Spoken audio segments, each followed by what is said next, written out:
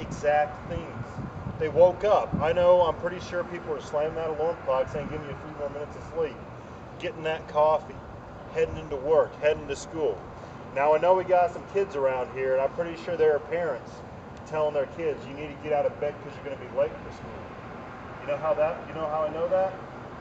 I was one of those. My mom and dad told me to get out of bed. I was in high school at the time, and I wanted to sleep. But that morning was typical. Down here in downtown Oklahoma City, people were pulling into parking lots, parking their cars, getting out, saying hey to their coworkers as they walked to the office building. Maybe grabbing a quick cup of coffee from the break room, sitting down, checking a few phone messages from the day before, reading the morning paper. But at 9:02 a.m. on that morning of April 19, 1995, this city, this state, and this nation was forever changed.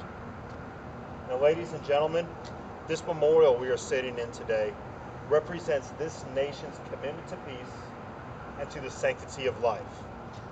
There are very few events in the past 25 years that have really rocked our perceptions as Americans about ourselves and about our institutions. One of those occurred just right over here, only about 100 yards or so from where we're sitting. The April 19th, 1995 bombing of the Alfred P. Murrah Federal Building in downtown Oklahoma City.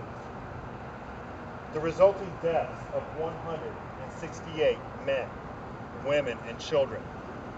They were our friends.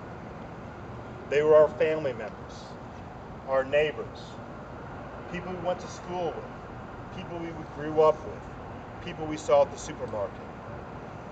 Those lives were torn from us in a very, very brutal fashion. Their lives were also torn from their family members, and their family members have to sit there and they still continue to deal with emotional scarring from having those loved ones ripped from them in that brutal fashion. But along with those family members are countless survivors who still deal with their own physical and their own emotional scars. Now, over the next few minutes, I want to briefly talk about this memorial and why it's called Between the Gates of Time, and why we have to remember this event that occurred at 9:02 on that morning in April back in 1995. Now, this was an act of what we call domestic terrorism, and that may have shifted to the back of our minds, especially after the events of 9/11, especially of the events over in Barcelona. Terrorism is real. Terrorism is the world in which we live in. And this place does remember that first act of domestic terrorism, of large-scale domestic terrorism that took place here in America. And when I refer to as domestic terrorism, it means the person who did this came from right here, was an American citizen. It wasn't from somebody we see on the news every day, like we saw on 9/11, or a Middle Easterner, or somebody from the Philippines, or somebody from an Al-Qaeda terrorist cell. This was a homegrown American boy who did this. We remember not him. We remember the other lives that were affected. And the first things we have to realize is that moment that bomb went off, 9:02. So we encapsulated that moment here in the memorial. And on each end, you will see two large structures. These are the gates of time. On the eastern end, you will see 9:01 a.m., the last moment before the bomb went off. This is truly what we refer to as the last moment of our innocence. At this moment, right here in America, especially here in the heartland, we felt safe.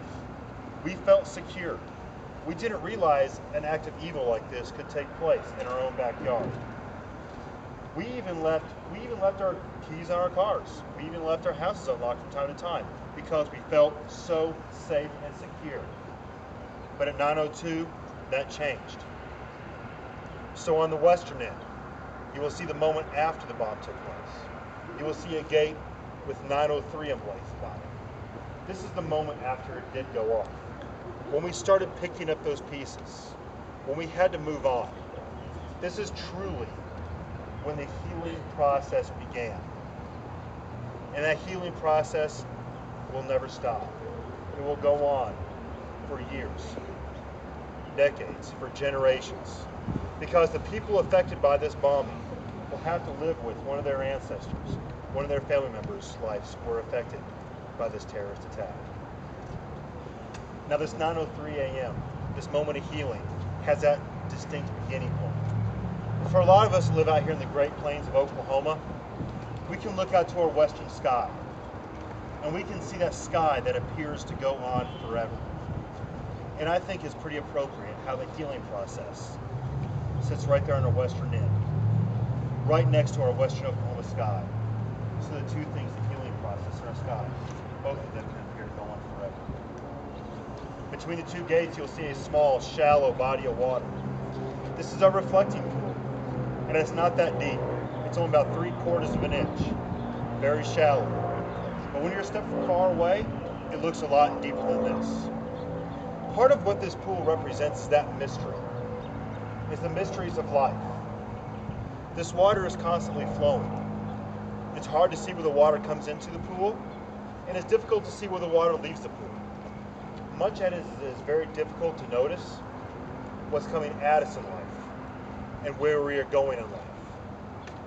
But the pool does do something else, guys. It shows us reflections. It shows us reflections. Now, what are some of the reflections we might see in that reflecting pool today? Again, this is participation time right here. Life. Say it again. Life. Life. Anything else? Ourselves. You would see yourselves. There's no right or wrong answers here. Can we also see trees? See buildings?